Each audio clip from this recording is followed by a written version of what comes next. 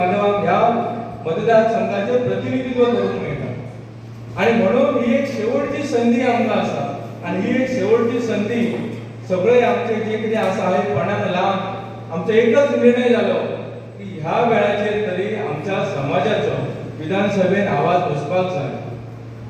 आमचे हांगा पंच सदस्य उपस्थित आसात, सगळ्या ग्रामपंचायतीचे आवाज करतात. पूण एक गजाल हांव सांगूंक सोदतां की आमचो एक पंच सदस्य जर त्या वार्डाचो प्रश्न आणि इतर गावाचो प्रश्न ते ग्रामसभेत मांडू शकता जाल्यार आयज आमचो एक भुरगो विधानसभेत गेल्या नंतर पेडण्याचोच न्ही तर आख्ख्या गोंयच्या जनतेचो विशय सुद्दां व्यवस्थीत मांडू शकता ही आयज सुद्दां परिस्थिती सगळ्यांक येयलेली आसा. हेचो विचार आमी कितें करपाक जाय. आयज देवूळ मांद्रेकर तेका आमी मामा म्हणटात ते आमच्या मदीं न आसा. आयज तेंचे ते आमदार जाल्ले आसा.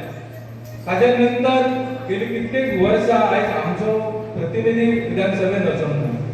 तुमकां खबर आसतली जो ज्या समाजाक एक कणखर नेतृत्व राजकीय स्थितीचेर ना जाल्यार त्या समाजाची आर्थीक दृश्ट्या सामाजीक दृश्ट्या ही प्रगती जायना.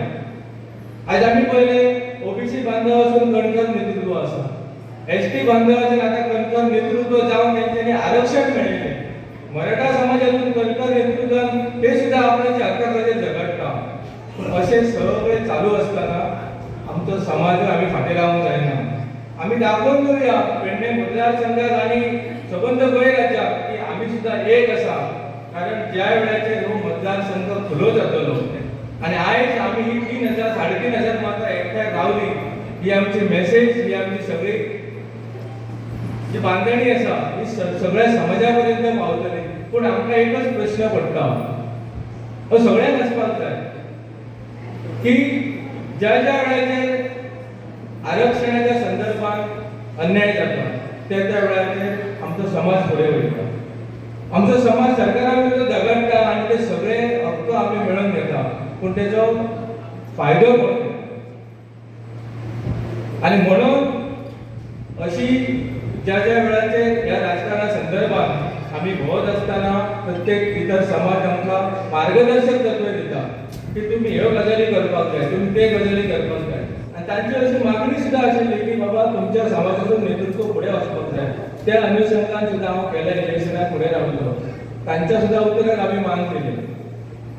हे सगळें करत आसतना बाबा साहेबान आमकां एकच सांगलें की संघटीत रावन संघर्ष जर केलो आसत जाल्यार खंयच्याय समाजाक न्याय मेळपाक फाटीं रावना.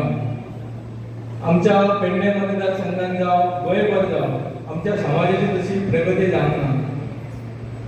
शासकीय नोकरीन म्हण आमचो कोण एमएलए नसल्या कारणान आमच्या भुरग्यांक नोकऱ्यो मेळना. आमचे जमनीचे प्रश्न आसात, आमच्या पेडणे मतदारसंघात अजून वाटेचे सुद्दां प्रश्न आसात आनी ते कित्या खातीर रावले तर आमकां एक कणखर नेतृत्व ना म्हणून. आनी हेच्या खातीर जे भायरचे नेतृत्व येता ते आमचे लागले गेले वता आनी ते मान्य करचे पडटा. ह्या सगळ्या मेळाव्याच्या संदर्भात एक आमी धोरण करपाक जाय, निश्चित करपाक जाय. आनी हे करत आसतना आमच्या समाजाचे नेतृत्व ठरोवपाची गरज आसा. आनी ही ठरयता आसतना ह्या मेळाव्याच्या सुरवात ही प्रक्रिया सुरू जाता.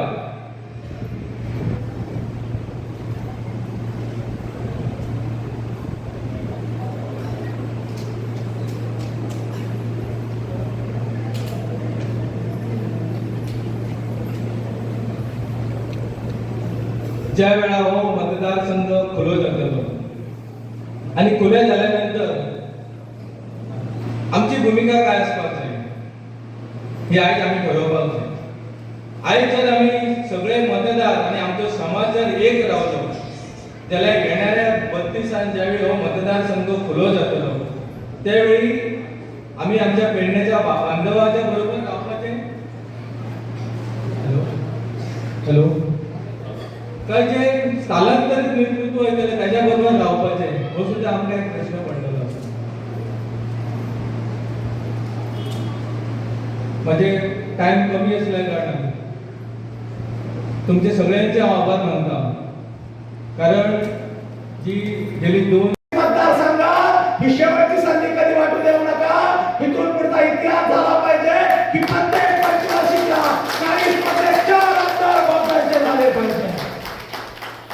फक्त राखीव जागा ही आपली संधी नाहीये. हे नव्या पिढीच्या डोक्यात घालू नका, हे बारक्या पोराच्या डोक्यात घालू नका. बाबासाहेबांना हीच भीती होती की राखीव जागा म्हणजे तेवढ्या पुरतेच तुम्ही, आणि मग ते गांधी बसले उपोषणाला तिकडे जाऊन बाबासाहेबांच्या त्या मागणीच्या विरोधामध्ये. बाबासाहेबांची मागणी काय आहे की आम्हाला इथं खुल्या जागा म्हणजे ते काय रिझर्वेशन नाहीये. खुल्या जागा म्हणजे बाकीच्यांसाठी सोडलंय, तिथं आपल्याला उभा राहायचा अधिकार नाही असं नाहीये. आम्हाला ती ताकद निर्माण करता आली पाहिजे, आम्हाला तशी माणसं जोडता आली पाहिजे, आम्हाला ती चळवळ उभी करता आली पाहिजे. अरे आज मी ज्या माणसाच्या, ज्या महामानवाचं नाव घेऊन तुमच्याकडे उभं राहिलेलो आहे, तुम्हाला वाटतं की आपल्या जातीचे, आपल्या समाजाचे इथं फक्त एवढेच लोक आहेत आणि तेवढ्याच्या जीवावर निवडून येता येत नाही, हा समज आज आमच्यात निर्माण झालाय. काही अंशी काही ठिकाणी काही वेळा तो खरा ठरतो आणि मग आम्हाला वाटतं ते खरं आहे. ते तसंच आहे की आपली तेवढी संख्या नाही, त्यामुळे आपण निवडून येऊ शकत नाही. माझ्या भावांनो, इतिहासात तुम्हाला एक दाखला देतो की तुम्हाला माहित असेल की बाबासाहेब लंडन, अमेरिका इथे शिकून भारतात आले आणि भारतात आलेले बाबासाहेब या देशात सामाजिक क्रांतीचे आंदोलन हातात घेतात आणि सामाजिक क्रांतीचे आंदोलन हातात घेतलेले बाबासाहेब त्याचा समाज आताच्या सारखा सुजाण आहे का तेव्हा? अजिबात नाही. आताच्या सारखं लोकांना कळत होतं पुढे जाणार आहात, 3 तासापासून ते पुन्हा पुन्हा ऐकताय. आणि म्हणून आज या विचारपीठावरून हा कार्यक्रम होत असताना करण्यासाठी आजच्या कार्यक्रमाचे अध्यक्ष ज्यांनी शिक्षणाचं महत्व सांगा तो क्रांतीसूर्य महात्मा ज्योतिराव फुले. असं म्हटलं जातं की प्रत्येक यशस्वी पुरुषाच्या मागे एक स्त्री असते, पण आज जर इथं माझ्या आया बहिणींची संख्या पाहिली तर कळतं की स्त्री ही मागे नाही तर आमदार करायला सुद्धा स्त्री पुढे आलेली असते. आणि म्हणून इथं पुरुष आमदार झालेले दिसतात. इतिहासात हे ज्या स्त्रीने दाखवून दिलं त्या क्रांतिज्योती सावित्रीबाई फुले,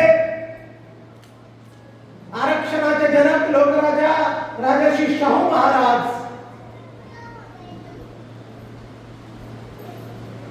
संत कबीर, संत बसवेश्वर महाराज यांच्यासह माता भीमाई, माता रमाई, पिता रामजी सुभेदार यांच्यासह मानव मुक्तीच्या लढाईमध्ये ज्या ज्या महामानवांनी, ज्या ज्या महामातांनी आपलं आयुष्य वाहिलं, प्राणांचं बलिदान दिलं, त्या सगळ्यांना अभिवादन करतो.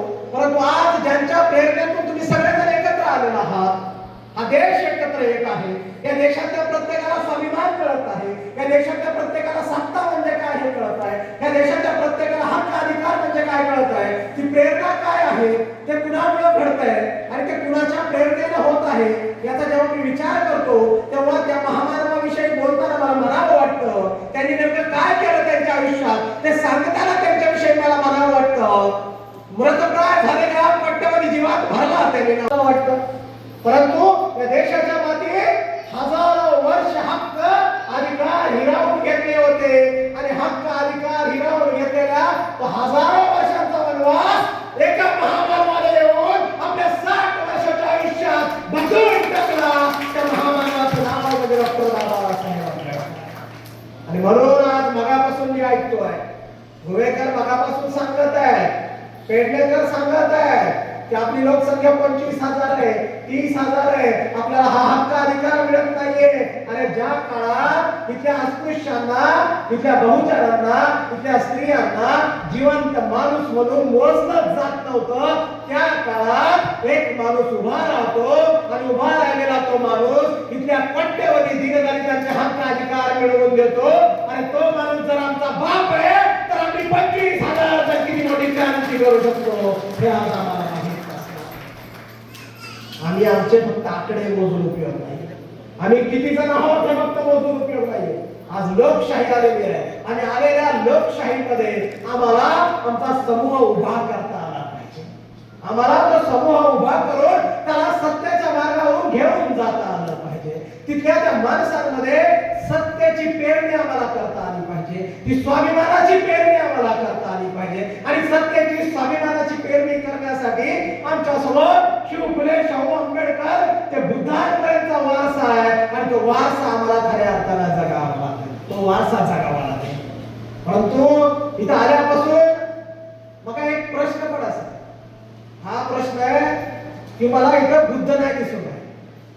बाबासाहेबांनी आम्हाला संविधान आमका खूप प्रश्न येले की तुमच्या मदसून कोण असतलो, कितके जण असतले, पण आम्ही निश्चित सांगू शकता की जरी आम्ही इच्छुक खूप उमेदवार असले तरी समाज जो निर्णय घेतलो त्याच्या बरोबर समाज राहून जाय आणि त्याच्या बरोबर समाज राहून त्या व्यक्ती विधानसभेत धाडपाक जाय आणि त्याच्या खातीर जितके इच्छुक उमेदवार असले त्या मिटिंगेत त्यांच्यानी सगळ्यांनी आपल्याची व्यक्त केली व्यथा की ह्या वेळाचेर जरी आम्ही इच्छुक असले पण जेका समाज ठरयतलो त्याच्या फाटल्यान आम्ही रावतले हे ठाम मत आसा, हे आम्ही सगळ्यांनी ठरयले, हे तुम्ही ठरवपाची गरज आसा.